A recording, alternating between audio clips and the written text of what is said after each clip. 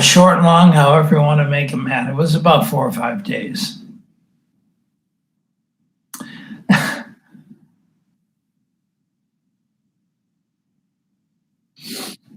All right, buddy. Thanks a lot, man, my friend. Well, good morning, Acadiana. Welcome. Today is Monday, October 5th, 2020. And our first story this morning is UL Lafayette Graduate School enrollment on the rise. Success attributed to online MBA and new master's offerings. Let me just take a quick sip of my tea here. Clear the throat a little bit. This story is by Ken Stickney, staff writer for The Advocate. By the numbers, the University of Louisiana Lafayette Graduate School held its head above water for fall enrollment, increasing by 100 students to 2,430. That doesn't reflect the climbing headcounts of recent seasons past. Enrollment rose by 46% over the past 5 years, the college says, up from 1,521 graduate students in the 2016 fall semester, but in the midst of the pandemic, any increase will do. Graduate School Dean Mary Farmer Kaiser said the effort to maintain enrollment and add a few students reflects a new generational reality about graduate education. Graduate schools were used to rely largely upon a mass of students completing their bachelor's degrees and moving directly to master's programs. Forget that old enrollment model. Graduate education is not that way anymore, she said.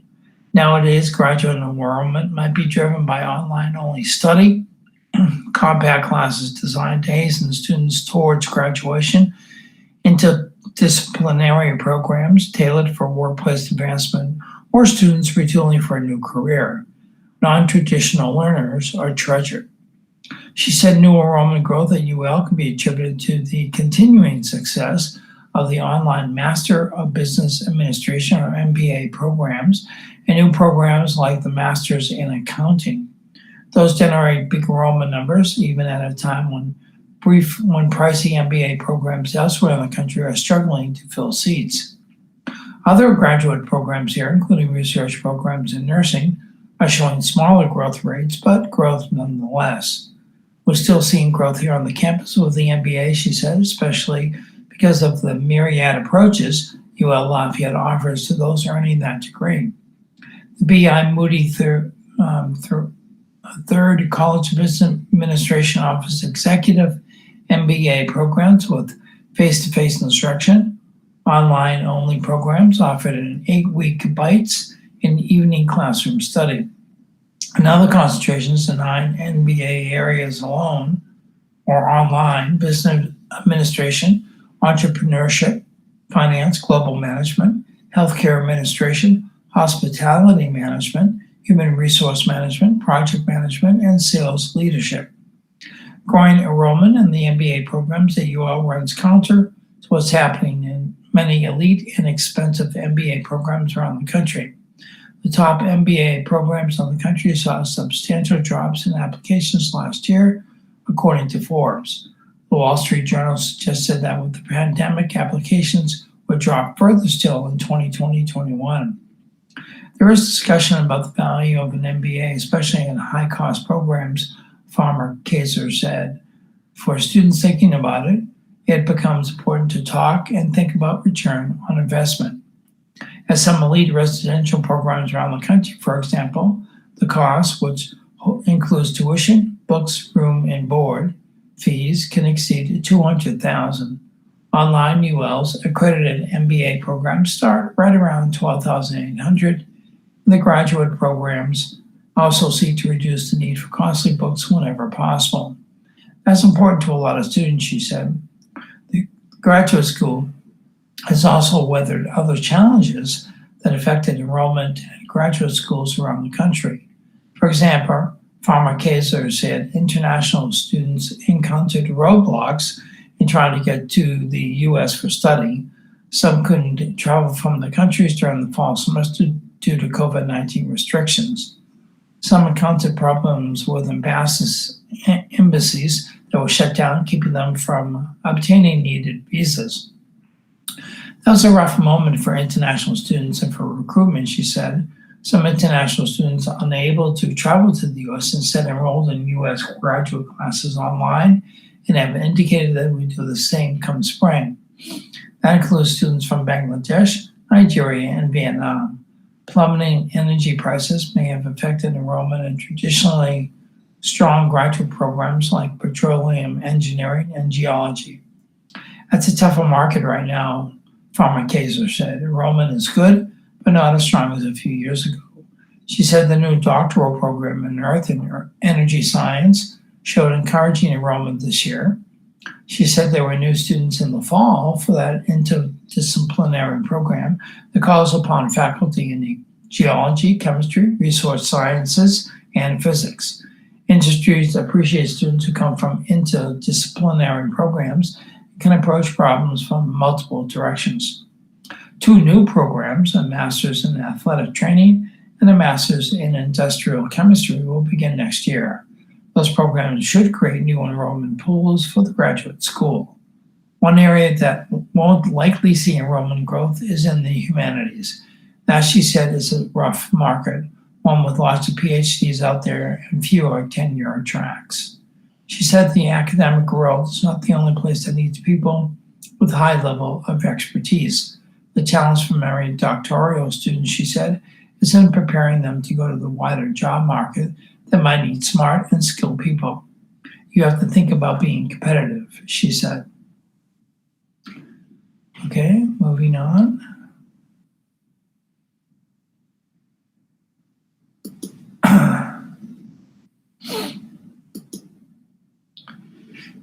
Look for the small victories. One couple's 2020.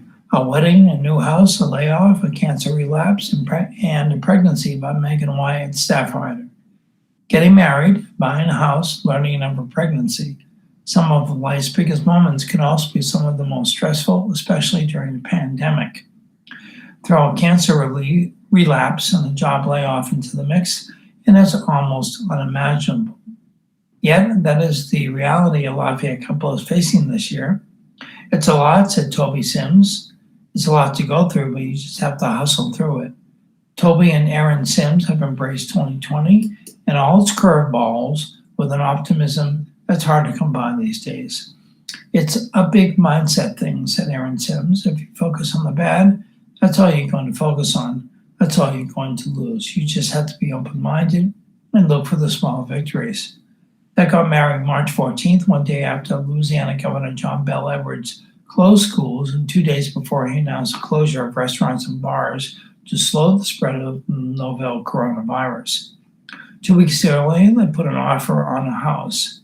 Toby Sims, 25, would learn on March 17th, just 3 days after their wedding, that his cancer had returned and spread. He's been diagnosed with testicular cancer in January 2019. He's had surgery to remove the cancerous mass last year, and his routine checkups have been fine. We found out it was testicular cancer. It was a touchy subject, Aronson said. People talk about breast cancer all the time openly. It's no big deal to hear people talk about it, but you don't hear people talk about testicular cancer, even though it's very common, especially in young men. At a routine checkup in March, Toby Sims learned of 2 spots on his chest and elevated tumor markers in his blood. He was scheduled for surgery 2 weeks later, but it was pushed back by 2 months because of COVID-19 precautions. In the meantime, he was laid off from his oil field position at the end of March. People were worried about their medical insurance because the surgery had been pushed back, but they were relieved to learn that Erin Sims could add Toby Sims to her insurance because they recently got married. There were just a lot of unknowns with insurance and surgery and chemo and the timing of everything, Erin Sims said. They moved into their new home on April 9th. At the end of April, Erin Sims, 27, would take a pregnancy test while her husband was hunting and fishing at his camp in Boot Rose. He'd been telling her she was pregnant, but she was convinced her symptoms were just a side effect of stopping hormonal birth control pills. She wanted muffins and watermelon, Toby Sims added with a laugh. That was a data giveaway. In the mood swings, she would cry for no reason. Erin Sims took 3 pregnancy tests that weekend. They were all positive. She got pink, blue, and white balloons and a onesie that said best news ever, paired with a pregnancy test as a surprise for her husband when he returned home from the camp. He was overwhelmed with excitement despite the circumstances. I assumed like a little girl, Toby Sims said. On May 15th, Toby Sims underwent surgery for the masses on his chest. Although imaging only showed 2, the surgeon located and removed 4. 2 of the 4 were cancerous. Toby Sims would stay at Our Lady of Lourdes Regional Medical Center for almost a week. No one was allowed to visit because of the coronavirus restrictions. It sucked, he said. It sucked so bad. Imagine having a water hose sticking out of your chest for 4 or 5 days. I hated it. Erin Sims also struggled, only to see her husband through video calls when she wanted to be by his bedside.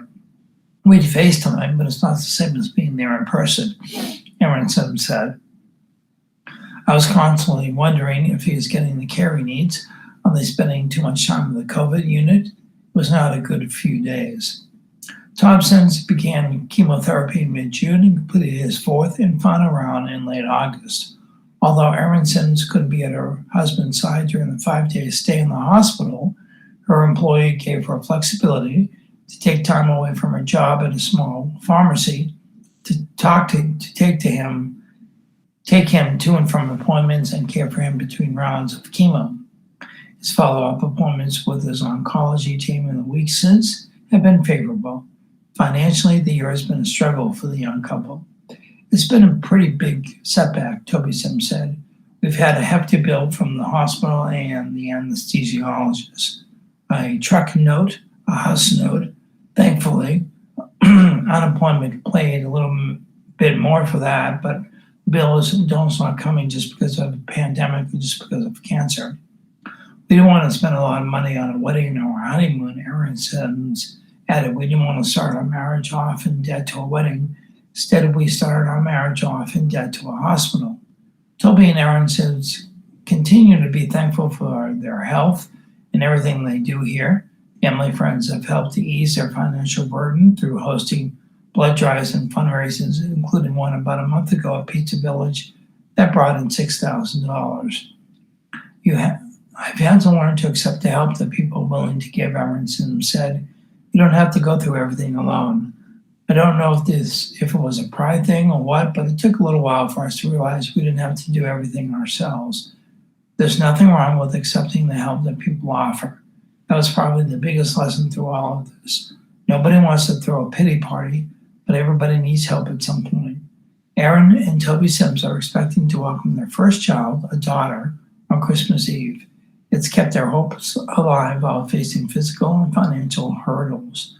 For anyone struggling to find hope during a year that's been difficult for so many, Toby Sims has some simple advice.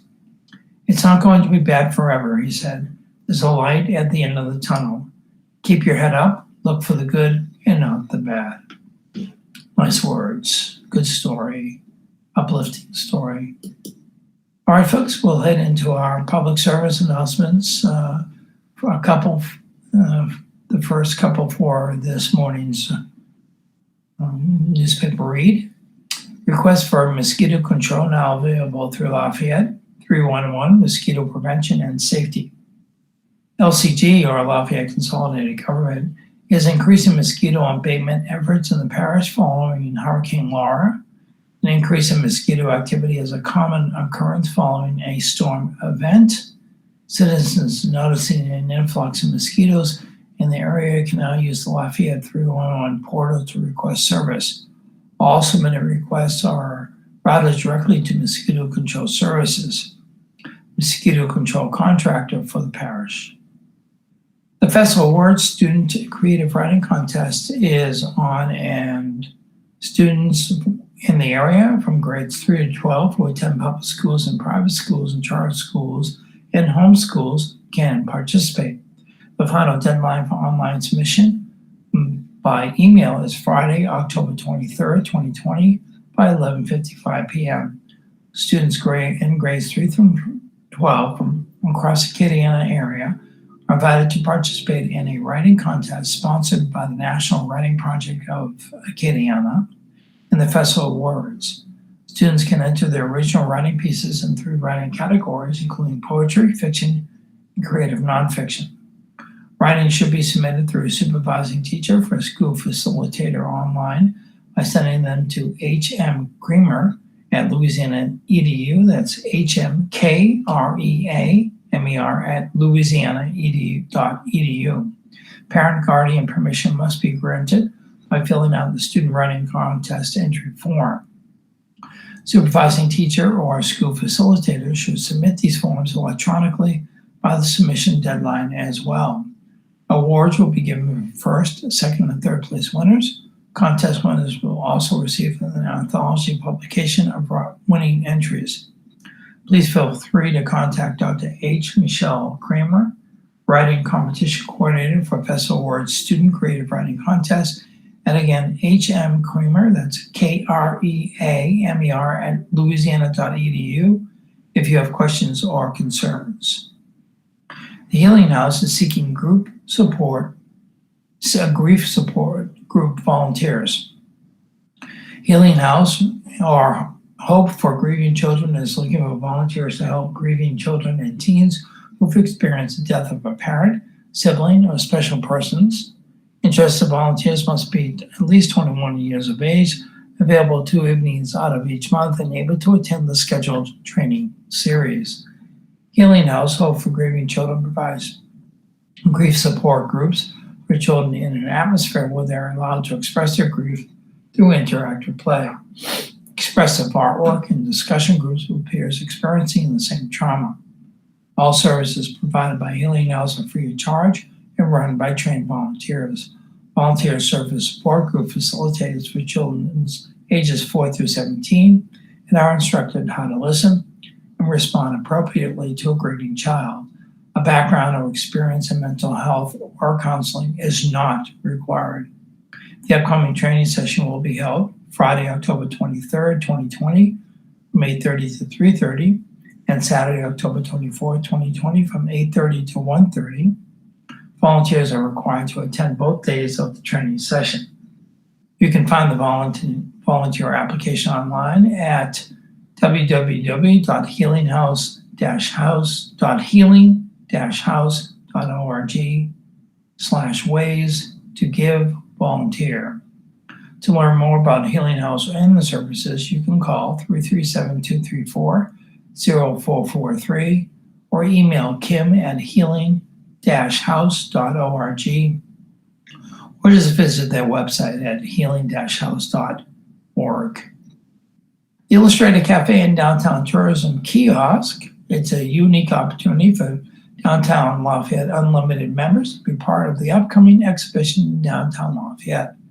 From October to January, the Illustrated Cafe will serve as a public art installation in the cafe of the Canadian Center for the Arts. The cafe is designed to look like a long line drawing that visitors can walk inside, a cartoon-like world created by artist Aileen Bennett. The installation is a black and white drawing in 3 dimensions with real tables and chairs, fanciful illustrations, and objects galore. There will also be a downtown tourism kiosk to help visitors navigate and learn about downtown. The installation will open October 10th for Downtown Lafayette's second Saturday Art Walk and will run for a minimum of 3 months, including special holiday editions for Halloween, Thanksgiving, and Christmas. Completely integrated into the project, there will be maps, advertising postcards, and stationary advertising that provide a much desired information hub to share with visitors in the thriving downtown area. Your business postcard, designed by Eileen Bennett, will be featured in Illustrated Cafe's Visitors Hub. Visitors will be able to take home these custom designed cards throughout the 3-month duration of the exhibition.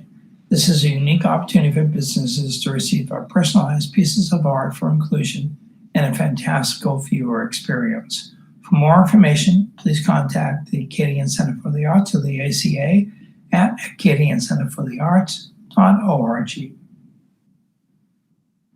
Okay, we'll get back into our news. The Lafayette Parish school system seeks to bridge a digital divide in-home internet assistance program accepting applications by Katie Gagliano, staff writer. Lafayette Parish School System and Love Our Schools opened the parish's first ever in-home internet assistance program to applications Monday, one move in a broader plan to make the internet more accessible to all students. The in-home internet assistance program is open to families with LPSS students who attend a community eligibility provision school or who qualify for free or reduced price lunch and haven't had home internet access since at least July 1st, a news release said. Since many of our students will engage in some form of virtual learning for the school year, it is incumbent upon us to do all that we can to help that learning and growth continue and thrive while at home. Ensuring internet access for all of our students is a huge step in that direction, Superintendent Erwin Trosclair said in a prepared statement. Ryan Domingo, CEO of the William C. Schumacher Family Foundation, said nearly 300 families have applied for the program as of Friday morning. Applications are open until October 30th and can be submitted online or via our paper form. Applications were sent home with students this week, and forms in both English and Spanish forms are available. Domingo said the project involved months of virtual meetings and phone calls between internet provider partners Cox Communications and LUS Fiber, the school system, Love Our School partners, and others. It was daunting but encouraging at the same time, he said. Publicly funded internet targeted to help children in schools is a new concept locally, and there are a few similar programs nationally, so the public-private partners are continuing to build a blueprint as the project develops, he said. We're very proud of our community to have the whole community rise up in support of the school district and the children in our district is a very proud moment for us, especially now that this has come to fruition and is providing opportunities so those families who didn't have the resources or the connectivity, Dominguez said. The service was funded as part of a $1.5 million school board allocation in August, which pulled funds from the Capital Projects Reserve Fund and from CARES Act dollars. Dominguez praised the school system's willingness to embrace the project and administrative flexibility, adapting their bureaucratic approach to expedite the process. The internet will be filtered, which means only approved sites can be accessed using the network in accordance with an opinion from the Louisiana Attorney General's office. Todd Mouton, executive director of the Pew Family Foundation, said applications will be submitted to students-based schools and evaluated by school staff. The applications will then be escalated up the chain to a team at LPSS Central Office, who will confirm the family's lacks of internet connection with Cox and LUS Fiber and will coordinate internet hookups. Families will not have a choice of internet provider. That will be determined by the Link and Learn team, the LPSS release said. An agreement signed by Superintendent Erwin Trosclair on September 11th, LUS Fiber and the school system laid out an agreement to provide 25 Mbps of filtered wireless internet services to each household at a cost of $19.99 per household per month, with a one-time $375 installation fee per household, the contract said. The district's contract with Cox Communications was not available as of Friday.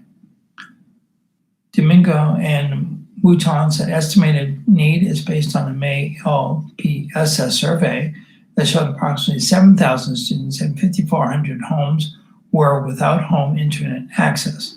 LPSS and the Love Our Schools teams had mapped the survey respondents to compare submitted applications and households potentially in need to ensure the message gets to every student. Going forward, the internet is essential to student success and homework and projects. I think everybody sees the textbook of the present as an internet connection in many cases, Mouton said. There's not a strict timeline for when crews will begin setting up internet service.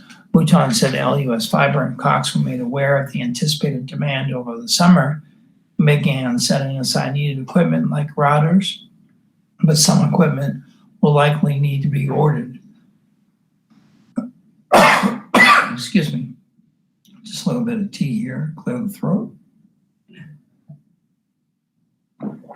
Thank you. The organizers are also hoping for a strong base of applications before installations begin to maximize efficiency.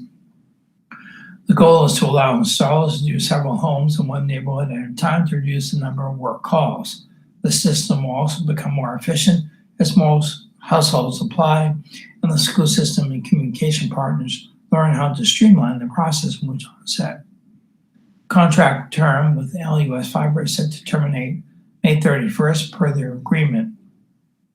Domingo said that they may be extended to meet continuing needs since the end of the pandemic is indeterminate. Additionally, no one wants to see students' internet accessibility regress once the pandemic does resolve, he said. I think it's safe to say everyone is open to making sure we don't go in reverse after making so much progress. There are no commitments to that yet, but I think the general consensus of folks is that we're going to continue to do what's right to bridge the digital divide, Domingue said. All right, it's almost a half-hour mark, and we'll read a couple more PSAs. The Acadiana Symphony Orchestra takes the virtual stage.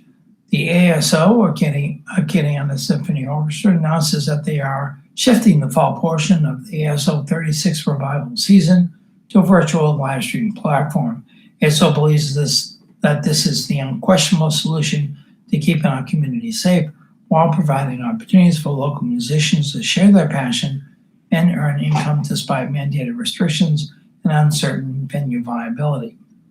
Acadiana Symphony Orchestra has and will always remain committed to providing outstanding performances to Acadiana and fueling the cultural economy of our region. Symphonies, businesses, and organizations across the country are having to rethink, retool, and reinvent. We are no different.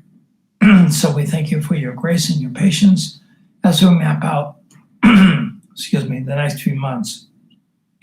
We are working tirelessly behind the scenes to solidify plans for those virtual concerts, and it's our commitment to you that we will clearly and concisely communicate ASO 36 revival season details in the coming weeks. At a minimum, we are certain that you will receive the highest quality live streaming performances, which you can enjoy from virtually anywhere. And as of right now, the lineup includes a program entitled Triumph on Friday, October 23rd, 2020, and that will be virtual. Transform, Friday, November 13th, 2020, virtual. Believe, Thursday, December 17th, 2020, virtual. Adore, for Friday, February 12th, 2021, at the ACA, virtual. Empower, Friday, April 16th, 2021, St. John's Cathedral, virtual. And Revive, Thursday, May 13th, 2021, St. Mary's Church, virtual. The AOC teams up with the United Way of Acadiana for Learn United. The United Way of Acadiana has teamed up with AOC and other local additional educational groups for Learn United, bridging the digital gap to provide educational resources for households that don't have internet but do have a television. The Learn United program airs weekdays from 8 to 2 on AOC 2, Cox 16, LUS 4, and streaming at aocinc.org/watch. For daily schedules and to submit content for the program, you can visit the United Way of Acadiana website, which is unitedwayofacadiana.org/learn-united. Okay, today in history. Today is Monday, October 5th. It's the 279th day of 2020. There are potentially 87 shopping days left in the year. Today's highlight in history on October 5th, 2005, defying the White House, senators voted 90-9 to approve an amendment sponsored by Senator John McCain, Republican from Arizona, that would prohibit the use of cruel, inhuman, or degrading treatment or punishment against anyone in U.S. government custody. A reluctant President George W. Bush later signed off on the amendment.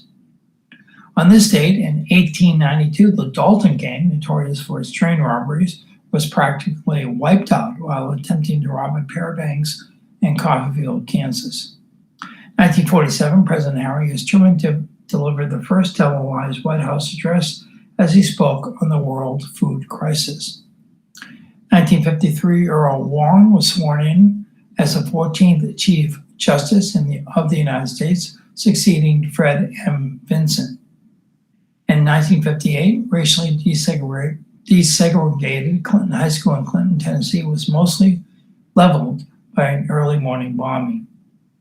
1988, Democrat Lloyd Bentsen lambasted Republican Dan Quayle during their vice presidential debate, telling Quayle, "Senator, you're no Jack Kennedy."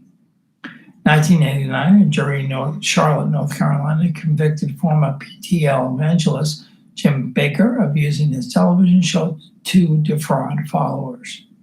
In 2001, tabloid photo editor Robin Stevens died from inhaled anthrax, the first of a series of anthrax cases in Florida, New York, New Jersey, and Washington. Same date in 2011, Apple founder Steve Jobs, 56, died in Palo Alto, California. Let me take another sip of tea here just to clear the throat.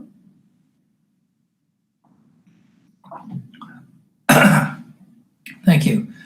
In 2017, Hollywood executive Harvey Weinstein reported that he was taking a leave of absence from his company after a New York Times article detailed decades of alleged sexual harassment against women, including actor Ashley Judd. In 2018, a jury in Chicago convicted white police officer Jason Van Dyke of second-degree murder in the 2014 shooting of black teenager Laquan McDonald. 10 years ago, Faisal Sassad, the Pakistani immigrant who tried to detonate a car bomb in Times Square, accepted a life sentence from a federal judge in New York with a smirk and warned that Americans could expect more bloodshed at the hands of Muslims. 5 years ago, the United States, Japan, and 10 other nations in Asia and the Americas reached agreement on the landmark Trans-Pacific Partnership trade deal. The Coast Guard concluded that El Faro, a container ship that went missing during Hurricane Joaquin off the Bahamas, had sunk. 1 year ago, Taliban officials said a delegation from the group had met with the U.S. envoy in the Pakistani capital. It was the first such encounter since President Donald Trump announced a month earlier that a peace deal to end Afghanistan's 18-year war was dead. Looking at today's birthdays, actor Glennis Johns is 97. Rhythm and blues singer Arlene Smith from the Chantels is 79. Singer and musician Steve Miller, 77 years old today. Rock singer Brian Johnson from AC/DC is 73. Blues musician Rick Estreen is 71. Actor Karen Allen, 69. Writer, producer, director Clive Barker is 68. Astrophysicist, author Neil deGrasse Tyson is 62 years old today. Actor Daniel Baldwin of the Baldwin Brothers is 60. Rock singer musician David DeRitter is 56. Actor Guy Pearce is 53. Pop rock singer Colin Meloy from the Decemberists is 46. Actor Kate Winslet is 45. Looking at the Zodiac today, if you're a Libra, be open to suggestions, but don't get involved in something that isn't budget friendly. Try to please others, or being generous with your time and money will cause undue stress and limit your chance to advance. Scorpios, take a strong position if you want to get things done your way. A passionate approach will help bring about positive change. A discussion with a friend or relative will be in line. Sagittarius, take care of unfinished domestic business. Aim to take better care of your health and well-being. You'll be taken advantage if you are too unsuspecting. Capricorn, follow through with your plans. You can negotiate, take care of pending problems, sign contracts, and make personal changes that will enhance your reputation, position, or job prospects. Aquarius, don't make decisions under duress. Ask questions. Consider others' motives and trust the facts. Handle pressing money matters with care. Joint ventures will lead to legal entanglements. Pisces, take care of unfinished business.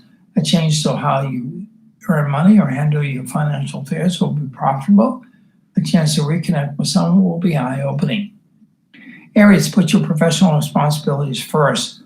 Leave no room for error and be prepared to make adjustments to maintain a good rapport with your peers and superiors. A partnership will change the way you live. Taurus, discuss your plans with someone who shares your concerns and interests. A romantic gesture will encourage a loved one to speak up about his or her intentions.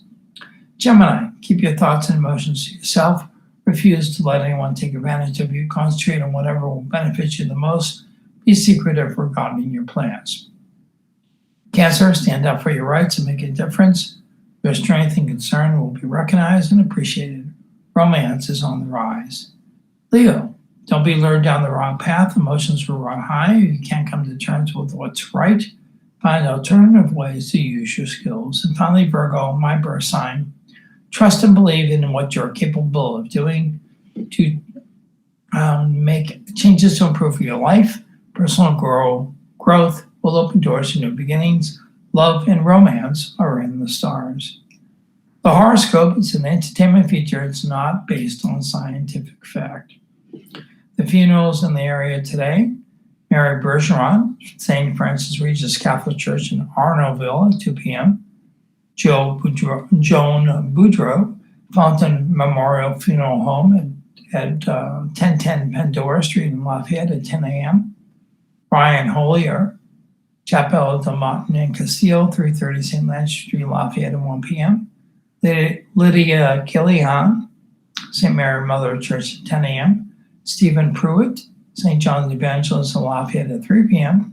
Troy Scott, David Funeral Home Chapel at 2 p.m.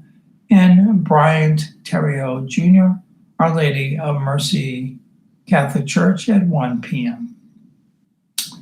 Getting back into, say, a couple more PSAs before we get back into the news.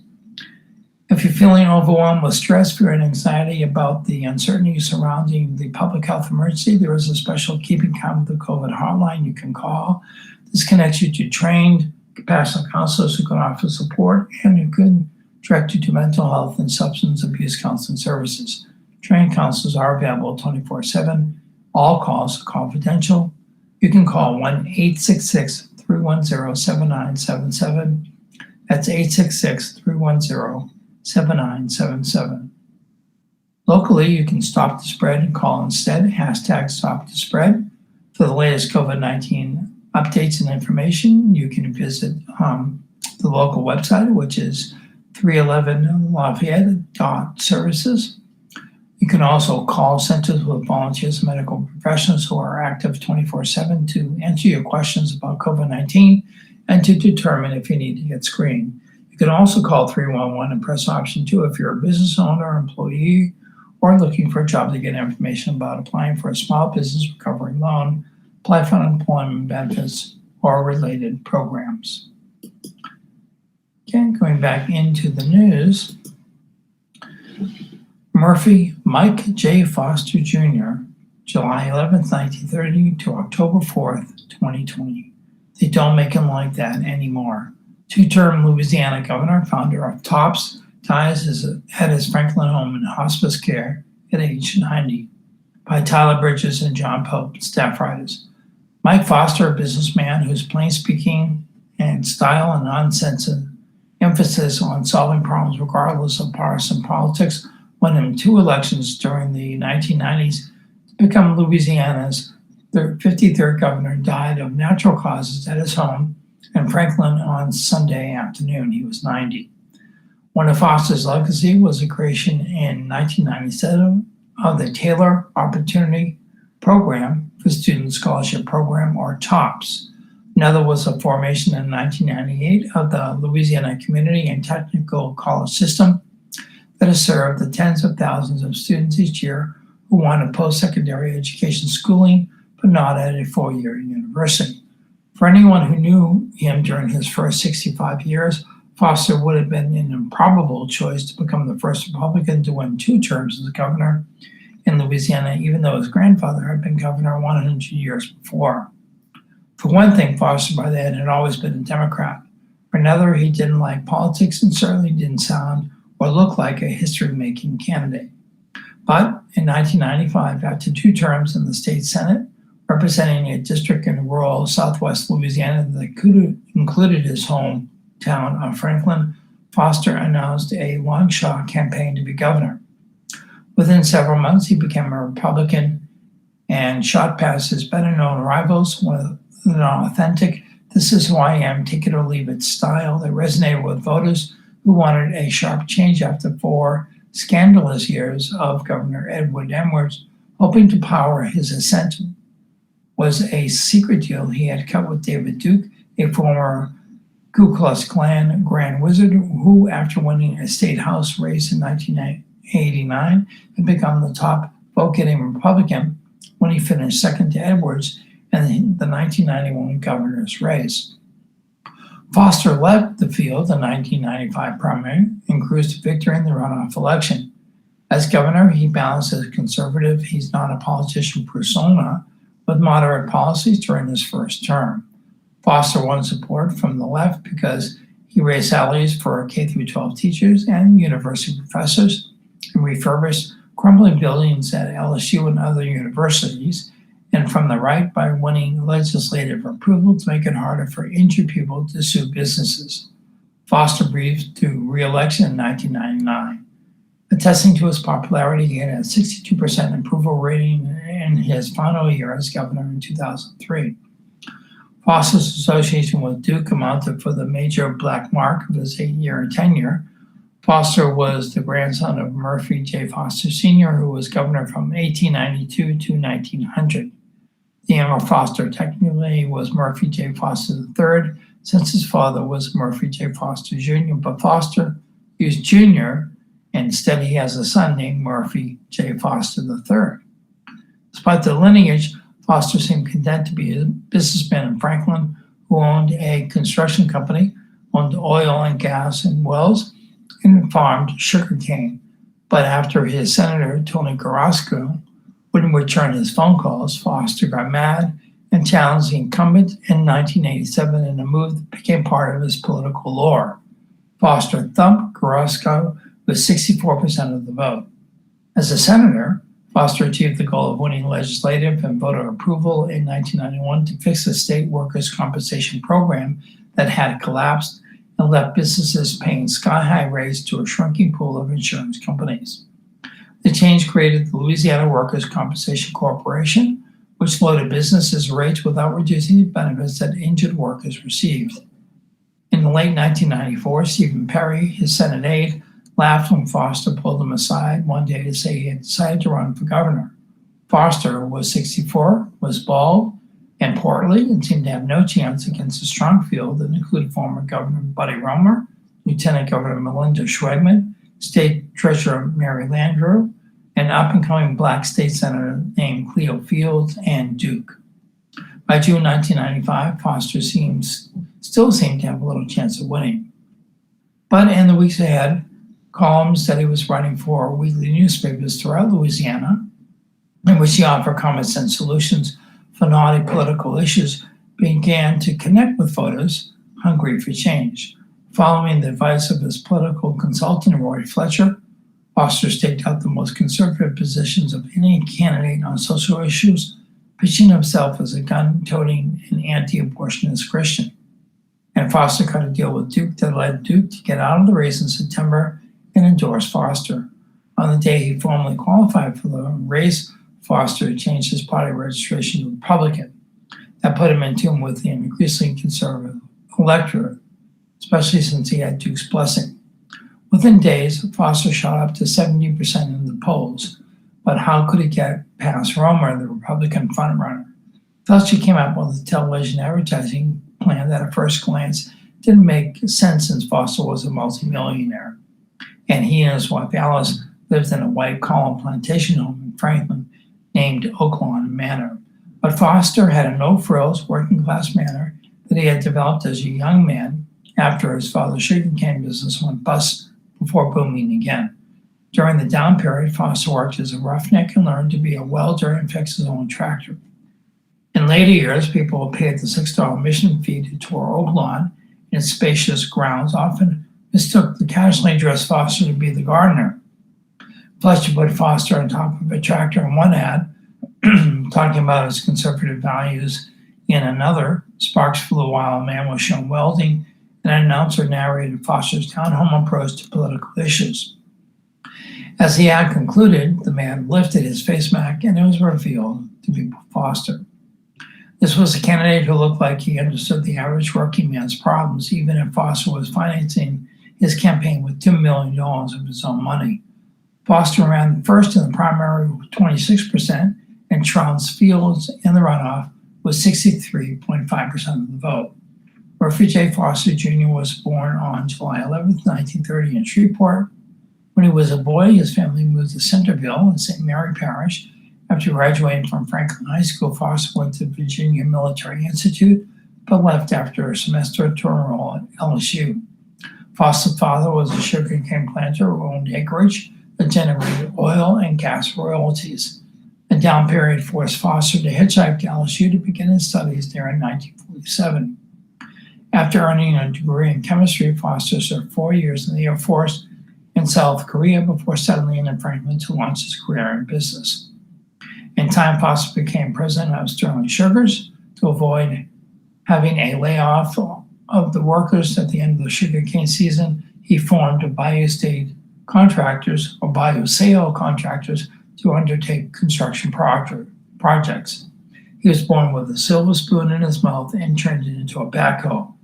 Marseille Goolsbee, his press secretary as governor, said later, during Foster's 8 years as governor, the State Board of Ethics was straightened, the cost of automobile insurance was lowered, and the state's public school teachers received pay raises in 6 of his 8 years. State government debt was lowered dramatically, and a pre-kindergarten program was created. The TOPS program has provided billions of dollars to allow Louisiana students to attend state universities tuition-free. Under Foster, about $1.7 billion went to higher education for construction, salaries, and maintenance at state-run colleges and universities. This prompted the political consultant, James Carville, passionate LSU alumnus, to say Foster might be the best LSU governor ever. Foster to develop his budget and spending plans, Foster turned to other politicians such as Drennan, who has spent the previous 8 years advocating good government policies for Public Affairs Research Council. Foster said later that he was impressed with former Governor Jindal's formidable intellect and ability to think out of the box.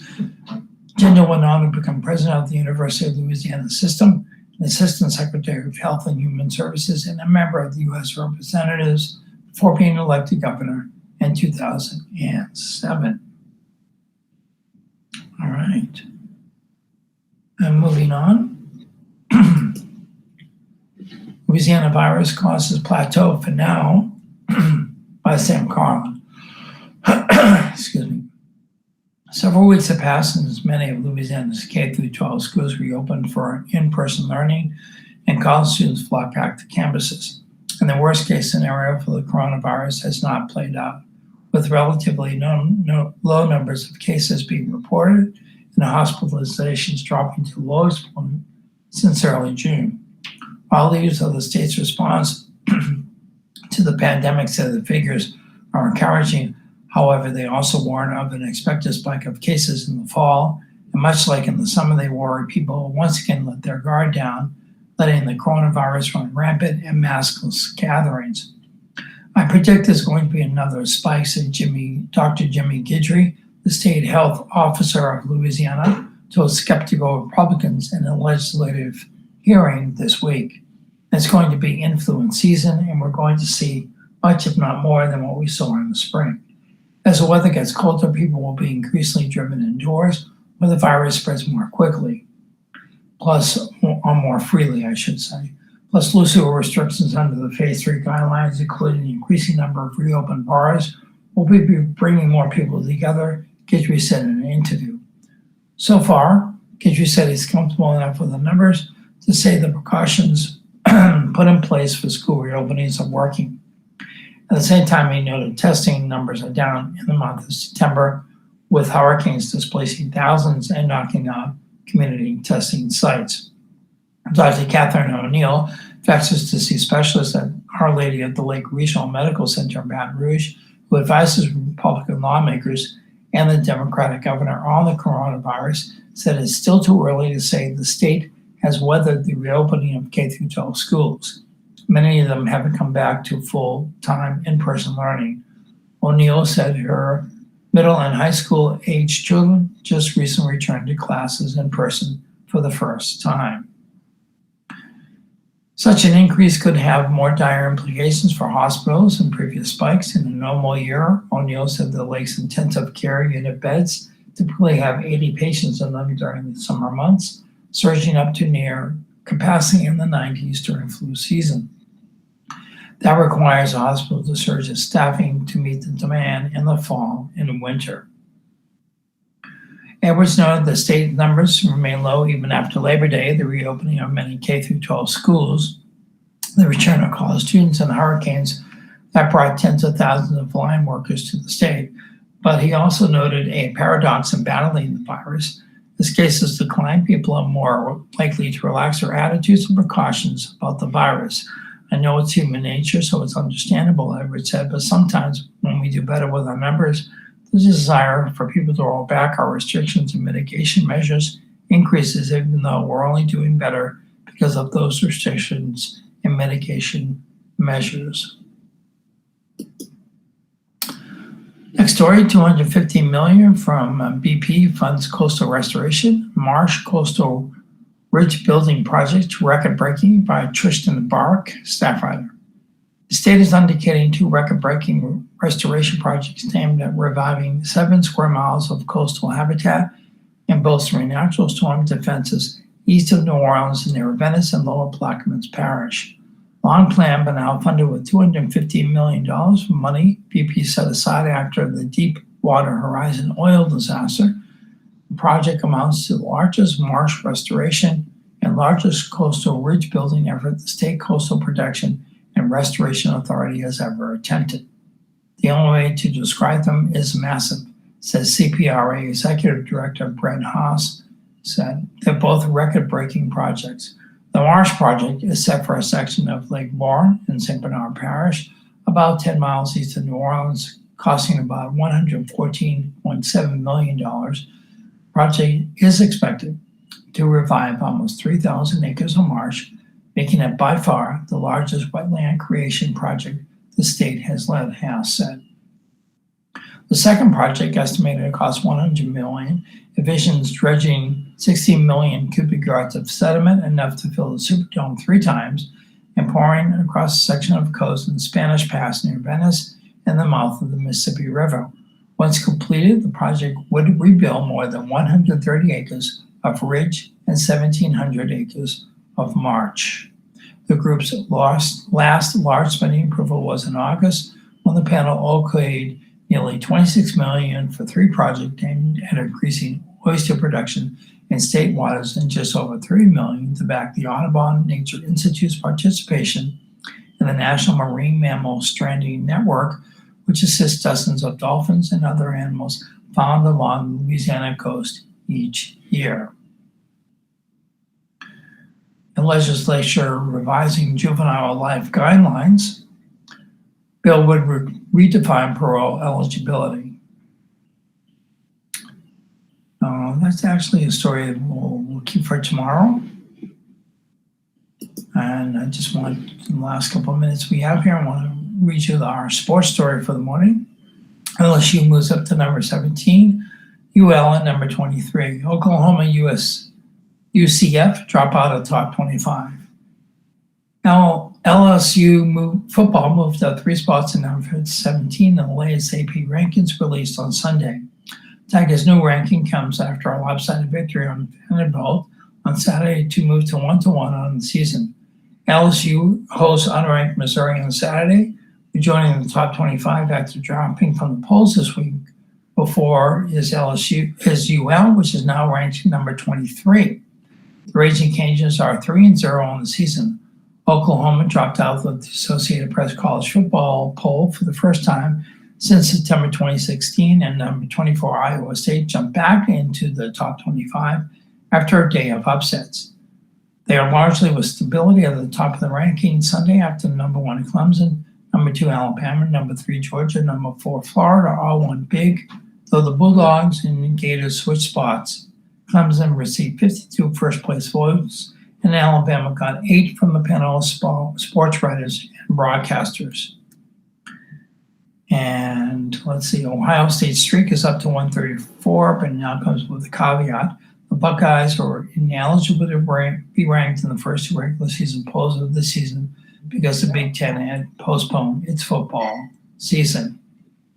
Right, that about wraps it up. We're now into almost the top of the hour. Every Monday through Friday, you can hear a newspaper volunteer reading the news to you, like myself, courtesy of the Acadiana Advocate. Local News Live is what we call it.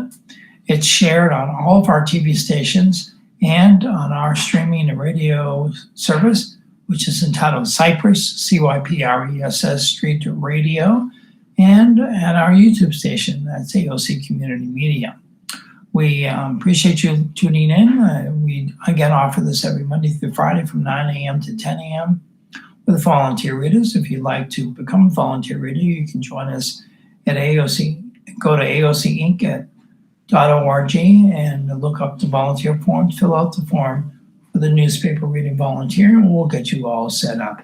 We're currently doing this from our home studios until we can get back into the podcast booth at the local station. But for now, as I say, this is Bruce Cohen. Will always be Bruce Cohen. I want you to stay safe, healthy, and smart. Continue to follow all the phase 3 protocols and stay safe and healthy. And let's stop the spread and let's not get others sick or ourselves sick. Just be smart out there, folks, and be kind to each other. Have a great day.